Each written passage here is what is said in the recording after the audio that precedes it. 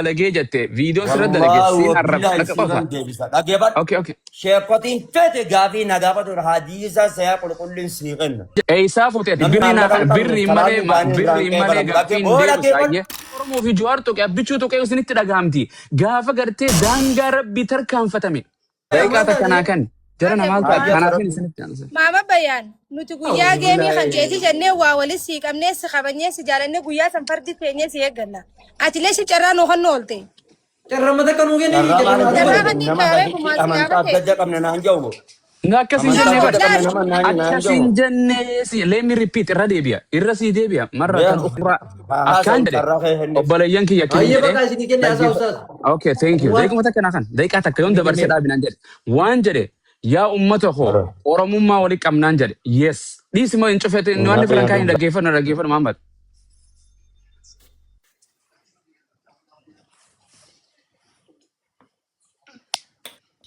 hayya haasa amma Okay, dhiis telefoon akkaan jedhe dhaggeeffadhu. Laal Oromummaa walii qabna jedhe. Biyya walii qabnaa Oromootiyya amantaa adda adda qabnaan jedhe. Kaan Peente, kaan Ortodoksii, kaan Muslima, kaan kartee amantii hin qabnee jiramoo dhugamoo soba waan kun mamma bayaan. okay hayya rakkoo qabu hayya Oromoon tun Islaama qofa. hayya Oromoon geemni sabachiisu deemu kun Oromoon Islaama qofa moo Kiristaana qofa? hundaa'u hunda taphata Kanaafuu amantaa adda qabna amantaa Oromoo walii qabna malee biyya walii qabna malee. Anaa fi ati yoo Islaama gartee kan jedhu taate amantaas Oromummaas Islaamummaas biyyaas kutaanillee naannoo illee walitti qabna. Tole Muhammad waan si gaafadhu viiduma kee qofa akki jette miskiinni jannatan seenuu jette ragaa san quraana irraa moo hadiisa irraa fuute. san dura akaanti yerda maallaqa ergiiti jechi boodan si deebisa Akkana ta'e jechuun haasawni kan kee. Hayyee viidiyoo narra dalagee jette viidiyoo sirra dalagee siin arrabsa qofa. deebisa dhaggeeffadhu Okay. sheekotiin fete gaafii nagaafatu hadiisa saya qulqulliin siiqen Eessaa fuuteeti birrii malee gaaffii hin deebisu hayyee. Innaariin kammas innaariin naas hin tuqin sirra fuutee. jalqaba irratti jannata osoo hin taane namni maallaqa hin Kas naa gaafachuu dandeessu? Mama Bayan. siiban jalqaba Quraanaa fi hadiisa na bira jira naa kan hadiisuma tokko. Quraan irraa tokko yeroo tokko Fudhanii kan na jedhe namni miskiinni jannatan seenu jedhu quraana irraa kan na jedhe. Allaqe. Hinnaawaa namni maallaqa hin qabne salaanni isaa irraa hin qeebalamu. Maaliif Fidi ragaa fidi waan ragaa hadiisa quraana ni banadha. ragaa siiban Hadiisa kamirraa Muslim moo Bukhari moo kam ni baasa. obboleessa kiyya abaayoon si boo maallaqa hin argi akaan No. Baadiyyoo gaafadha. Quraana irraa moo hadiisa irraa namni miskiinni jannatan seenu jedhe. Innaariin. Maama Bayan. Dhaggeeffadhu. Ragaan akkaawwantii osoo hin ta'in ragaa Dha'ii jala. Okay, atis ummata geemas taphachiisu deemu kanaaf akkaawunti birrii kannii fi asii kannan isaanis. obboleessa kiyya naakan boodeen kootu buy narra Mana kee hin jiru barra. Mana kee hin jiru bu'inaa jedha ummata ana buuse moo isii bu'e. Laala. Mana kee hin jiru laayifee kiyyaa hin jira. Mama Bayan tabraa kan jira rabbi obsaa kan nuu. No isin kasna dhaabbadhaa gurbaa kanarraa wallaahi laziim gurbaa isin deemee biyya arabaa haa dalagatu. Olii gallee haa Angiftii dalagatu. kan nuu baraan wangee maraa miti. Giftiin jennee akka jedhu siifiin kana naan jedhe amma nama jannata miskiinni akkan seenne quraan irraa sii kana jechuu jiru moo jedhana. Kararraa ba'aa jira bara. Mee Oromoo tamtuu tujjaara warri sooshaal kam islaamuma kamtuu tujjaara mee naa himaa. Akkanatti ce'e jechuun ani gaafii 8 silaa katabadhee sirraa qaba gaafii 8 gaafachuu deema. Gaafii 8. Tosomnee finna gaammaas jala barreessaati nuti. Waan naa gaafadhu takkittuma kana viidiyoo warri as jirtan islaamuma walii qabna kan jettan amantii islaama walii qabna kan jettan waan gartee miskiinni jannatan seenu kan jedhu quraanaa fi hadiisa irraa fidu. Okay? Takkittuma tan. يا أيها الناس يا ربي القرآن خيسا أنتم الفقراء إلى الله والله هو الغني الحميد يا إلمان نما هو اسم مسكين أبرد بودانا قفا دريس يا ربي اللي قال لي so يو دبينا كنا تاري آرا ني آرا نان لولو نعرفسو أنا نعرفسو في ندفنه Gaafachuudhaaf akaawuntii kan nu qaba. Okay, geema naadhaa dheessuu jechuun maaliif maallaqa isiniin kan akaawuntii itti kan naagu isinis. Baaliyyoo reefu geema naadhaa dheessuu jechuutti hin jiru. Ana Anaaf gaafa kuma nuufa. baa'uufiin bar geemii kan kennu sillee waan akkanaa geemii sanillee tuqee. Ustaad Ahmad difama. Yoo si harkee ammas waan jedha akka jara kanaa hojii jira yaati gizee ati faasi harkee dubbiin waliin nu godha. Waalaikum salaam. Jirtu Abu Muaz. Gaafi 8 kiyya yaa rabbii kiyya gaafa mana isaan dhaqu akkam godha. Nagaa jirtu? Jirra alhamdulillah. Baaliyo akkam? Nagaa akkam fayyaa ustaad? Jirtani. Baali nuuqqatte maal taate yaa Allah. La ilaha. Geema man bayani kana godhe ka. Yaada. Nuuqqate hin dhukkubsatte moo? Akkanuma baran ustaad. Inni qallu mana ayyo. Wallahi fuulli isaa baay'ee irrateera. Areeda munaamin rifeensa munaamin ofirraa saaqane caataa turee dhufe. Mashallah. Khayriidha iyyee bareeda. Akkam nagaa jirtu Abu Muaz? Nagaa wallahi alhamdulillah. Ani dhimma Muhammad Bayaan irraa wanneedhaa jirtuyyuu Muhammad Bayaan jechuun Nabi isa malee isa du'a no please. Stop. Ustaad Ariya si jaaladha kiisi. Aan isa waa gaafachuufi. Mana koon kuni mana keessa miti. Beeke mana keeti yoo inni nu bu'inaan jedhee bar bu'inaan jee buuse. Ammoo mana kiyya jira.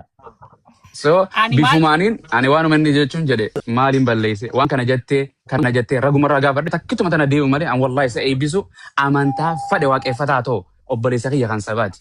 Walii gallee abbaa fadhe kutaan feete amantii fadhe qapheenxee ortodoksii waaqeffataa budaayizim amantaa hin qabnes sabaan kan kooti amantaadhaan kan kooti miti.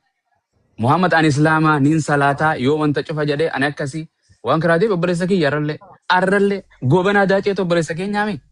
Amma bayyaan obboleessa kiyyaa miti hin jedheeni sin beeku kanaan jedheen osoo jira kana beeku haa ol beeynu halkanii guyyaa waan jedhu. Lakkoofsaan dhamalee keessaanii barbaade ani jechuun takka viidiyoo irratti waan dur gartee waan inni jedhe karaan jannataa karaa booniyyeetii jannata gartee wallaggaa malee seenu nagu jedhe sanis soba takkituma tana. Shawaa jedhe gaafa san jara keenya qoosa fakkaati hin kofaltanii amantaa irratti sobuudha moo baaliyyee waan kana dhugaa dubbachuudha. Ani waan kana jechuun an jireenyi asirra jiraadhuuf yoo namni amantaa ani beekumsa hundaas hin beeku irra wallaala nama tiktook irraati obboleessa koo. Walii gallee waan inni hin beekne ta'an beeku jira waan ani hin beekne ta'e inni beeku jira. Maybe beekumsa amantiin narra caaluu mala. Umriidhaan narra caaluu mala. Maybe irra caaluu mala gartee. Walii gallee feema sanarra ta'uu mala. Walii gallee so waan yeroo dogoggore akka aadaa amantaatis akka Oromootti nama san gaafatan waan kana jedhee isaa fiddee saba. Baaliyyoo koo waan kana isaa fiddee dubbii akkanaan na dhufee kitaaba kamirraayi akkan bifuma haaraan hin iyyine bilbila meeqa dawwalaa achi iyyaan arrabsaa hin barbaadu. Dhiirtii waluma duratti waliin na ixilaa yoo waan ni jette malee asitti dubartii kasaantu dhukkeen irraa kaasuu dandeesse amma arrabni xuuchaan lafeen qabu. Namni Oromoo fi Jawaar tuqee abbichuu tuqee isinitti dhagahamti. Gaafa gartee daangaa rabbii tarkaanfatame. Maa isinitti dhagahamtu akka feene teenaan haa taane. Islaamaa jechaa ofiin jechaa maqaa islaamummaa moggaafachaa waan isaan dalagaa jiran jirana. Mixa dalagee hudduun namni dhiqatu. Ofuma ismiidhu jiru. Qullaa shaawara keessa wal dhaabee harma dubartii xummaachaan qabdu akka achi keessaan baasuu jiru. Safuudha booyaa kasna. Safu waan fakkottu dubartii akkanaa eenyuu fuudhaafuu barbaada. Geema taphan waan ni jedhanii amma dhufan dhiisanii geemni zooroo dhumee baali jee'u. Deekama waan isaan dhufaniin eenyuun ni kaa godheef fixatee jaartii namatti as baasa beelloo ittiidhe. Maal jechuun kuni? Eenyu maali jedhana? Ani fuudhee haadha mana maal asirraa gooti? Kasna haadha mana taate wallaahi asirraa maal gooti? Gartee abbaa mana keetii maal taate tiktookiin kun isin himu bakka namatti wal saaxilu mana murtii itti wal himatu itti wal arrabsu waan dur itti wal janajjane wal balleessu ka du'aa itti arrabsu kan itti qabeenya nama qabna mari ittuma wal saaxilu taate abbaa mana keetii maa asirra fidda haadha mana keetii maa fidda nama keessaan wal beetu jaalallee duraan janajjante maas yoo rusiti maaf didda sagalee irraa waraabdee maa fidda teemaan fidin keenna kana sin lubbuu ati ta'e. Ummata kana rabbiin nu garsiifne ummata Baalee ummata Arsiidha ummata Harargeedha ummata gartee maarree kana Jimma ummatuma ijoolluma akkanaatu rabbiin agarsiifne ummata Moroonuma jaanuu jarru Moromoo ummata mormee Moromoo qiyaamaa.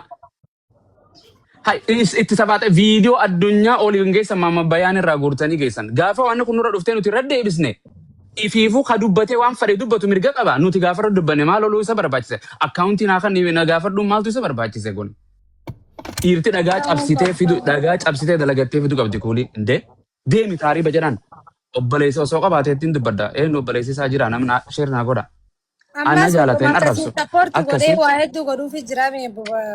Akkasii haa godhu ani namni sappoortii na godhu kumaatama keessa godhus kumaatama mina bakka maalire yoo arrabsoo fedhe dhukki arraba kanuma laan.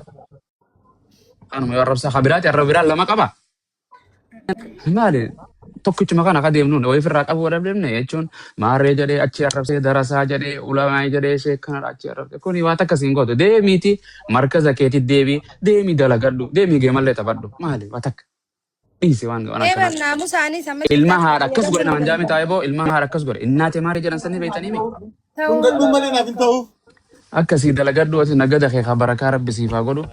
Daammat atiis jiru bareeddu si haa jiraachisu baaliyyee koo sin haa jiraachisu ankaruma gaafachuu moolaan bira dhuunfa takka rakkina irraan qabu asirra wal barre malee guyyaa tokko sekendii takka wal argineen beeknu jaannaaf innis.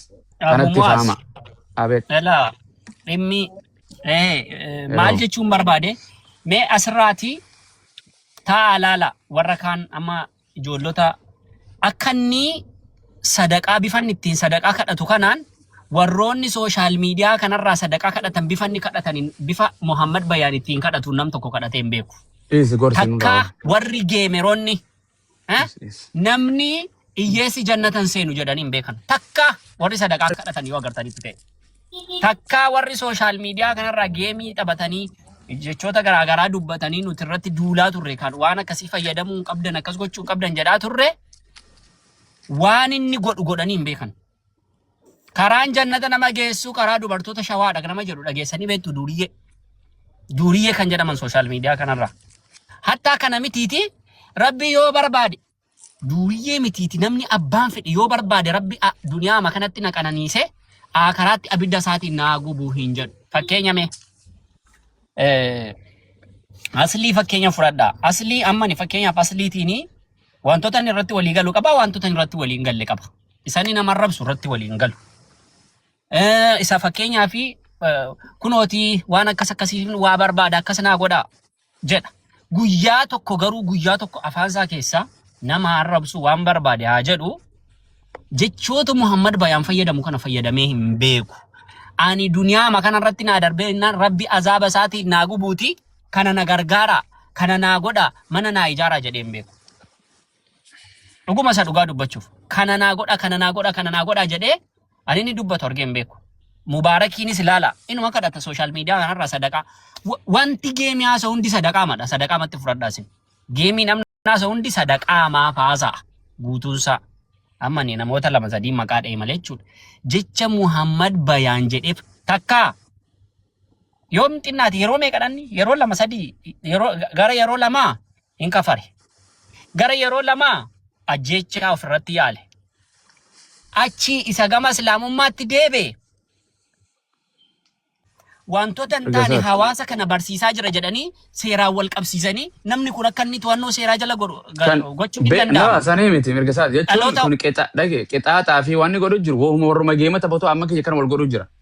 Waan mirga ilmi namaa fadha isaatiin godhu takka gaafa amantii ta'eef oromummaa waa tokko irraa dubban gaafa dhuunfaa isaa fannisuuf miicuuf qullaa deemuuf akkam godhan qullaan deemin amantiin jette jechuun malee. Barbaree bulbulee keessa taa'uun mirga isaa miti akka seeraan.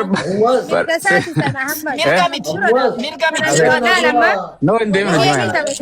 Ammumaas mirga miti akka seeraan. Akkuma seeraan mirga miti. Asan gaayoo sayyoo galte addunyaa sana yoo galte giiftaroota giifte. Anaaf toori buusti booda. Geemaroota Itoophiyaa. Geemaroonni Itoophiyaa irra guddaan akkasii wal qixaatan san hunda itti gaafatamuu qabu.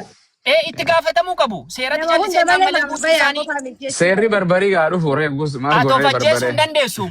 Beektaa kan akka seeraatti of ajjeesuu mirga hin qabdu bar. Indoo